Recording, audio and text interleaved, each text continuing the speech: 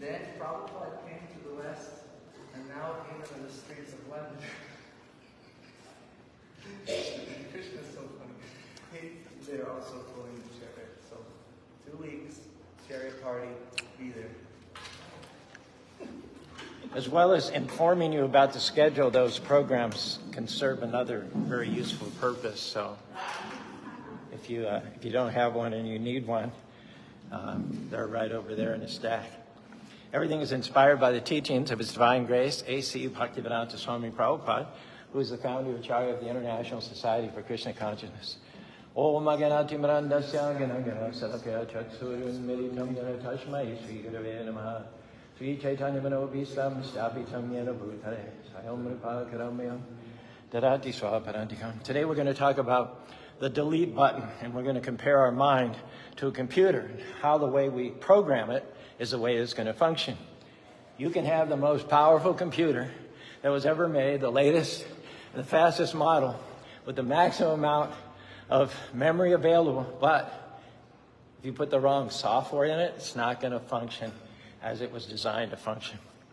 Every one of us has had to deal with computer viruses. You can get a perfectly good computer, it starts to slow down, it starts to shut down unexpectedly, your files get corrupted, they disappear. That means that your software has become contaminated. None of these problems occur because of the computer, not because the computer is defectively or improperly made. The hardware is fine, but it's because someone reprogrammed, or some circumstances reprogrammed the software, and somehow the insides got messed up. In a similar way, God created you. He stepped back and He said, another masterpiece. Your hardware is perfect. And not only that, Krishna also put the right software in you originally. He programmed you to be healthy, victorious, peaceful, strong, loving, creative. Your original software says you can do all things if you keep God first place. Hare Krishna, Krishna Krishna, Hare Hare, Hare Rama, Rama Rama, Hare Hare. That's how your Creator designed you. Now, the reason that we don't always experience this abundant life is that we've allowed viruses to contaminate our software. We say to ourselves, I'll never be successful. I'm not that talented. I'm just a C student. I'll always be addicted. I've had this too long. I'm too slow. I'm too clumsy. I'm unattractive.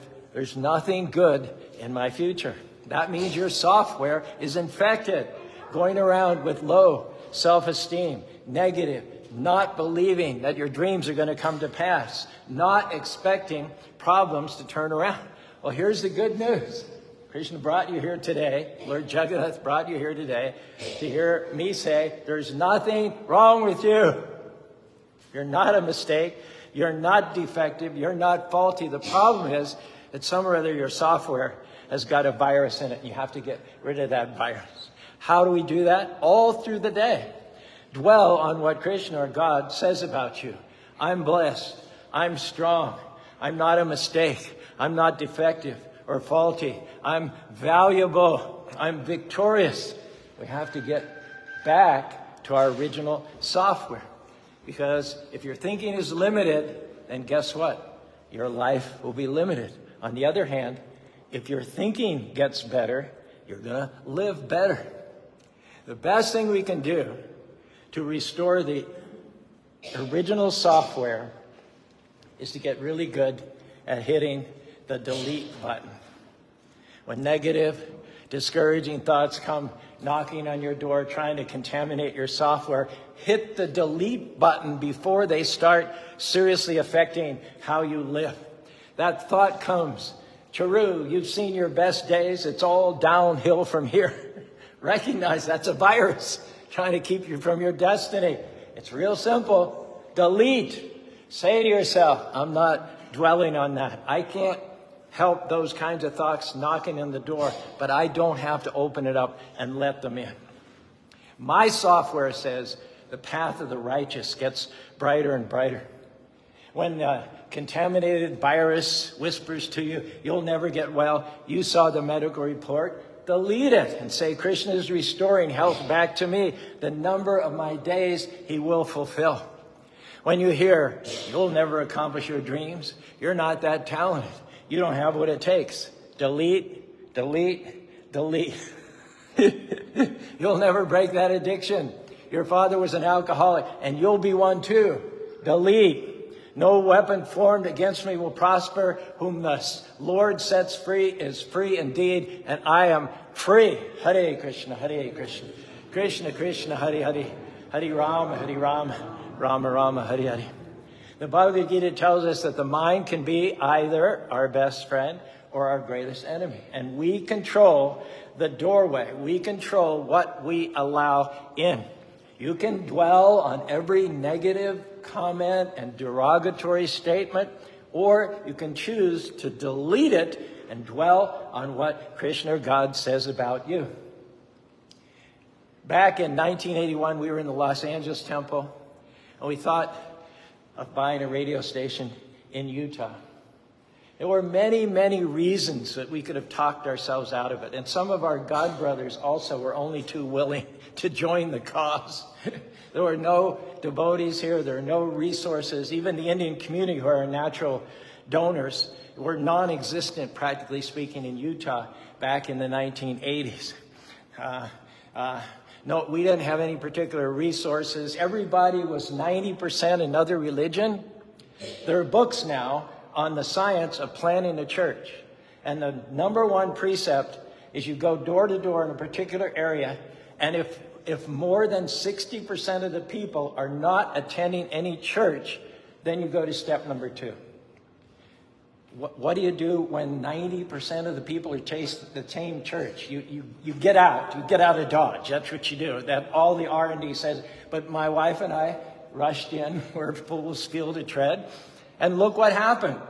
If we hadn't been good about hitting the delete button, we wouldn't be here where we are today, nor would you be sitting in this wonderful building as well.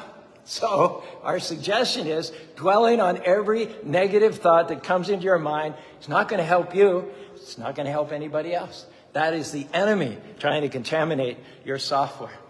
And if the enemy can control your software, your thinking, then she can control your whole life. If your thoughts are negative, discouraged, pushing you down, our suggestion is don't dwell on it, delete it, pay attention, guard the gates of your mind. If you go around thinking you're not talented, you'll never have the confidence to step out in boldness towards your destiny. If you think you're unattractive, you're never going to meet the people that you're supposed to meet. If you think you can't break the addiction, guess what? You won't break the addictions. If you think you've reached your limits, you have.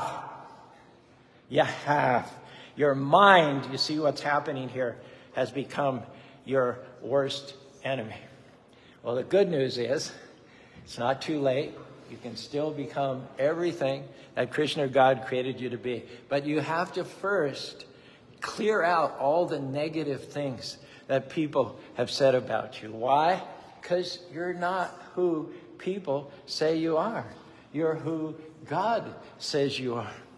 Clear out the negative things that the coach or the teacher or maybe even your brother or your parents said about you. You're too small. You don't have what it takes. Delete it. Quit dwelling on it. You're the right size. You have the right personality. You have everything you need to run the race that's designed for you. You may not have everything that your sister needs or your brother needs or your coworker needs, but can I tell you have everything you need to be the very best version of yourself. But first, you have to do your part and clear out all the negative things that people have said about you. Hare Krishna, Hare Krishna. Krishna, Krishna, Hare Hare. Hare Rama, Rama Rama, Hare Hare. When somebody calls you something, either good or bad, that's a seed that gets planted in your soil. Now, you get to determine whether or not that seed takes root and grows. If you dwell on what was said about you, that is equivalent to watering the seed, giving that seed the right to become a reality. And that's why it's so important that we learn discipline in our thought life. And when people tell you you're blessed, you're talented, you're going to do great things, you're the cat's meow, yeah, go ahead and water those seeds. Meditate on that throughout the day. That's what you need to nourish your seed and become the best version of yourself. However, I think you'll agree with me that too often we rush to water the wrong seeds. You allow negative things that people say to come in, and then you nurture it, you water it by dwelling on it and rehearsing on it, going over and over and over and over. Can I tell you, there isn't anybody who can make a seed take root in you. All they can do is sow the seed. But if that seed's going to grow, it's going to be up to you. You have the choice whether to grow that bad seed or not. Nobody else. And how many times do we evade the issue, shirk responsibility, and blame others? Oh, they were talking about me. They tried to make me look bad. They were criticizing. Hey, let them talk all they want. You can choose whether you're going to dwell on it or whether you're going to hit the delete button. I heard about a man, not unique at all in this day and age, who was raised by a very negative father. Father always putting him down, telling him what he couldn't become. Well, not surprising, this son, when he was in his 20s and through his 30s, never seemed to be able to get ahead. Life was always struggle. He had a college degree, he couldn't get a good job, and he couldn't keep a relationship. He told how his father's words were always playing in the back of his mind. You'll never be successful. You don't have what it takes. Even when his father was on his deathbed, the father looked at him, and the last words out of his father's mouth sounded almost like a curse. Your brother never amounted to anything, and you won't either. For years, he went around with a smoldering anger, feeling inferior. And all of that negativity acted like an anchor, keeping him stuck in one place. He wouldn't take a new position, didn't feel qualified, he was too afraid. All these bondages, all these chains were as a result of some words that were spoken after him. We know the importance of a father's blessing, the weight that carries, but unfortunately, sad to say, a lot of people don't get that blessing in their lifetime. Well, one day this man heard a podcast talking about how wrong mindsets can help you to break strongholds, log jams that might have been holding you back for years.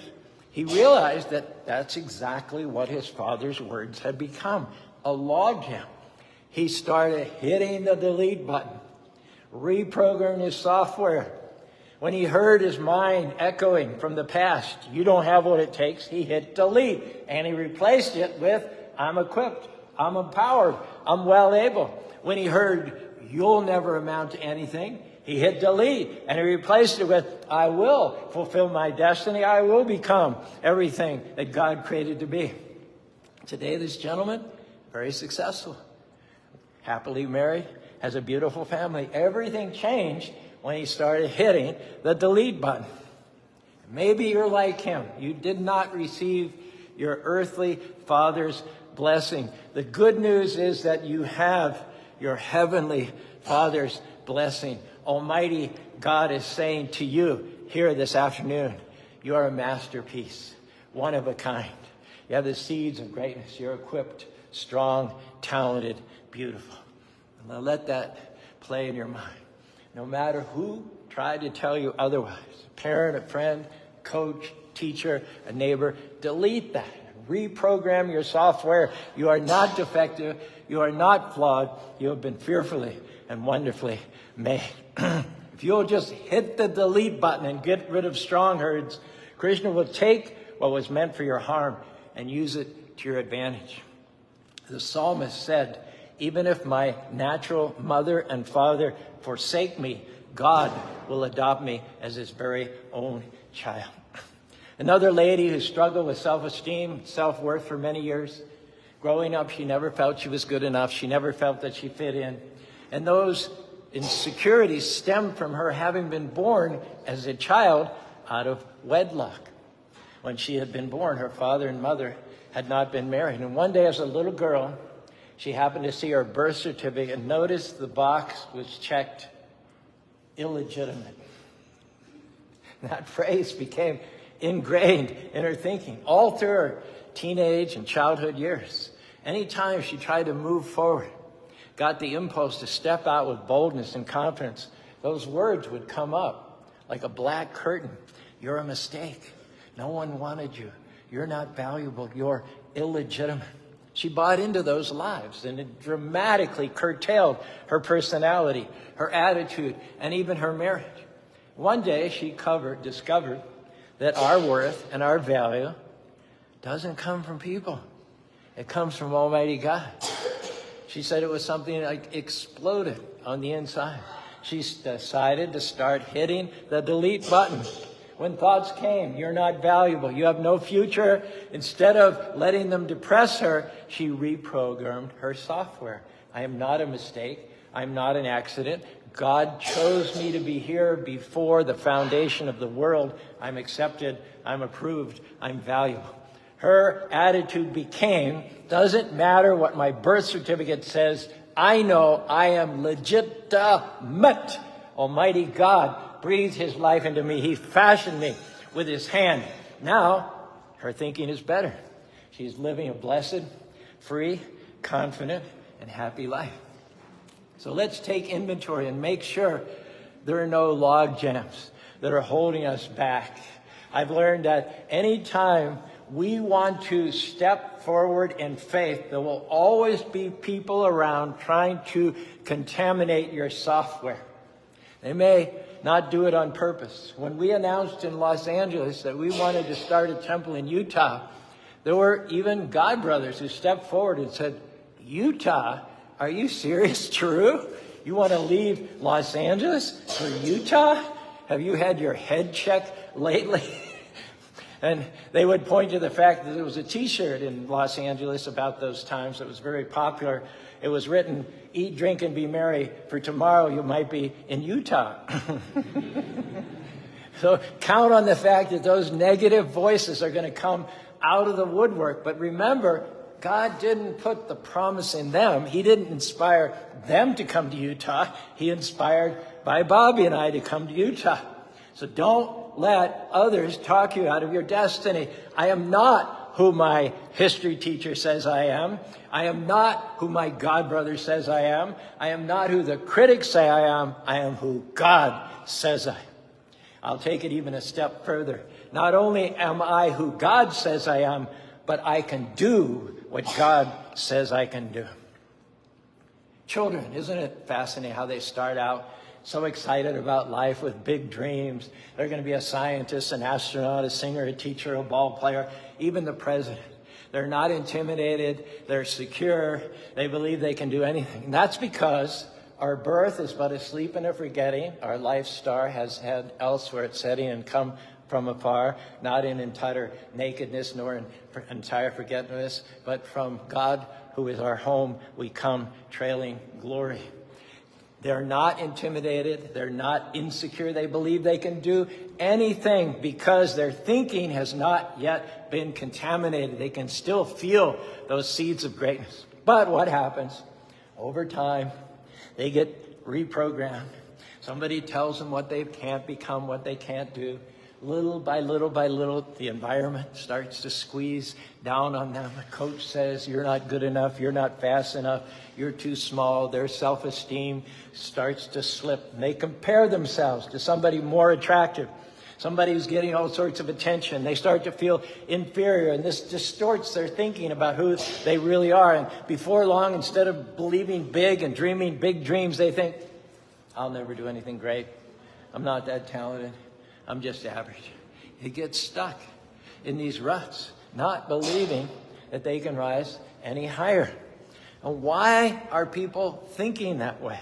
Who programmed them to think that they're just ordinary, just average? Who programmed them to back off from their dreams? Who programmed to think, I can't lose this weight. I can't break this addiction. I've gone as far as I can. Where did these thoughts come from?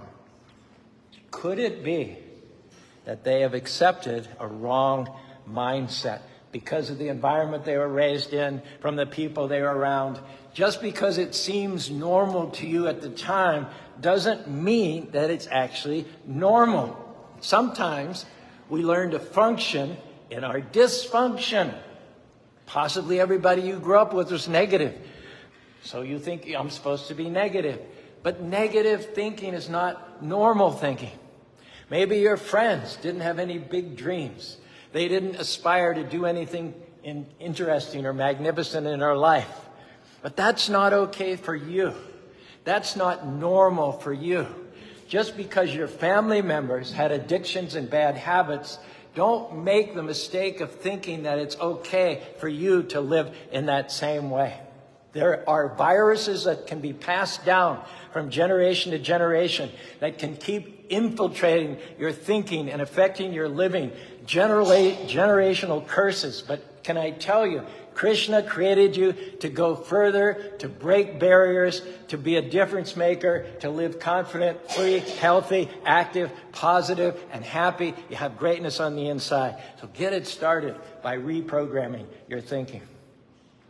I think this is the last story. A German shepherd was pregnant with puppies. One day, she was walking across the street and she got hit by a car. Both her back legs were broken, but she was able to drag herself off the street and back home. She slowly recovered, but her legs didn't properly reset, and she started dragging her back legs behind her. Her joints had been messed up. Eventually, she had her puppies, and at first, they seemed healthy. But several weeks later, when they started walking, they were dragging their back legs, just like their mother had. The owner was amazed. He thought maybe they had been injured in the womb in the accident. He took them to the vet to have them checked out.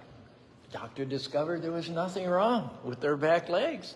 Perfectly healthy. They were simply copying their mother.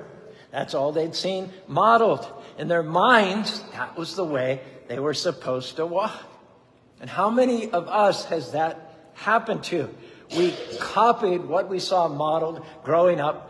The people who raised us, they may not have been bad people. They were doing their best. But in some ways, they were dragging their back legs, living negative, discouraged. And we've inherited that. And we're living negative and discouraged. They had addictions and low self-esteem. Now we struggle in those same areas. Maybe they made poor choices in relationships and became involved.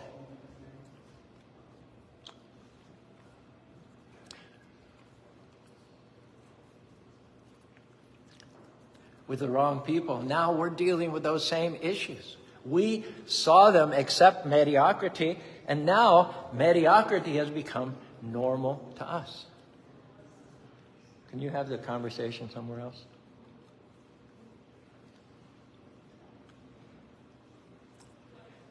Here's the good news. Just like with those puppies, there's nothing wrong with your back legs. They're simply wrong mindsets that you developed. And as you get your thinking straightened out, your legs are going to straighten out, so to speak. God didn't make you faulty. He didn't create you subpar. He created you in His image. You are His masterpiece, crowned with favor, equipped with talents and gifts, destined to live a healthy, abundant, happy, faith-filled life. Our encouragement is don't go around dragging your back legs. You're not supposed to go through life feeling inferior, held down by low self-esteem, addicted, having small goals and small dreams. That's not who you are. Start reprogramming your mind to be the head and not the tail. Program it with excellence, not mediocrity. Program it with abundance, not lack and poverty. Program it with freedom, not with addictions. Hare Krishna, Hare Krishna. Krishna, Krishna, Hare Hare. Hare Rama, Rama Rama, Hare Hare. I'm asking you today to cut defeat and copy and paste victory. Overwrite what the naysayers have told you. Overwrite the discouraging words. Overwrite the negative reports. You have to get back your original software. Who told you that you couldn't be successful? Who told you that you could only make C's in school? Who told you you're not tall enough, not smart enough, that you've reached your limits? I can assure you those words did not come from your Creator. Those are viruses trying to contaminate your software. Don't let what anyone told you or what anyone modeled for you limit your life. There is nothing wrong with your back legs. Start reprogramming your mind all through the day. Dwell on what your Creator says about you. Blessed, healthy, talented, valuable. My best days are still out in front of me. My future is so bright I need sunglasses to face it. If you do this, I believe every virus will be cleared out. Strongholds will be broken up. Wrong mindsets that might have held you back for years will no longer have any effect on you. You will have complete success, total restoration, and overwhelming victory in this life and next life. Go back to home, back to Godhead. If any of that sounds good to you, raise your arms and flap them to create some air. No, I'm just kidding. And we can all say together, Hare Krishna, Krishna Krishna, Hare Hare, Hare Rama, Rama Rama, Hare Hare. So thank you very much for your patience to listen to this message on a hot day. We're going to get up and move around and create some breezes, chant, during which time Namamrita Vaibhavi and I, a few people that have done this, maybe 50 years in a row, we'll start out. You just watch us and come. And should you feel so moved, this is, people talk about a personal relationship with God. This is actually, this is how you do it. You serve Him. He doesn't need to be bathed. He doesn't need to be clothed. He doesn't need to be fed. He doesn't need to be worshipped. But out of His kindness, He makes Himself available in the authorized deity form so that we can revive our original position of service. Krishna is not here to take advantage of you. He's here to give us the opportunity to step into who we were created to be, which is eternal servants of the Lord. So I encourage you to take advantage, but by all means, if you feel like you don't want to, that's fine too. Jai? So this is a pop test, okay? This is a pop test. You remember what Jai Jagannatha means? I say Jai, you say Jagannatha. Jai. Jai. Jai. Okay.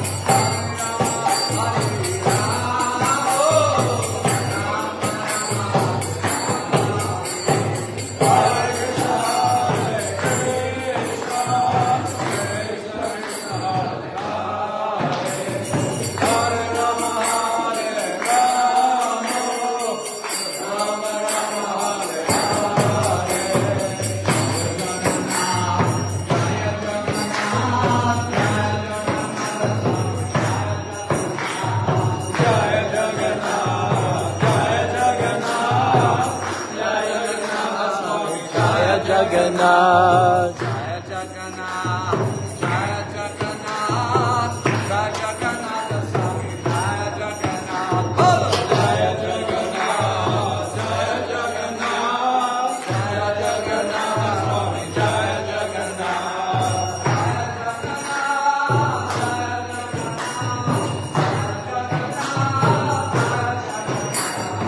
Jaya Jagannatha, Jaya Jagannatha, Jaya Jagannatha.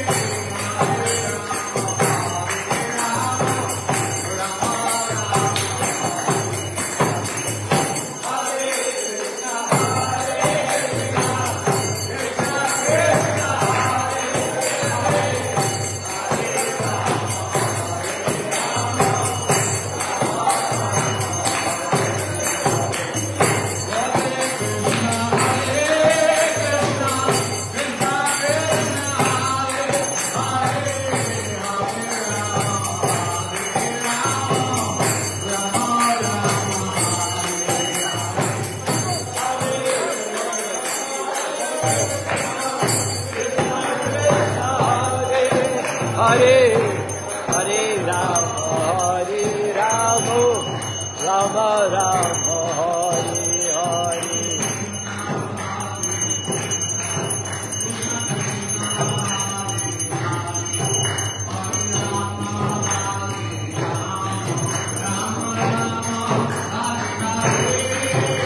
Hare Krishna, Hare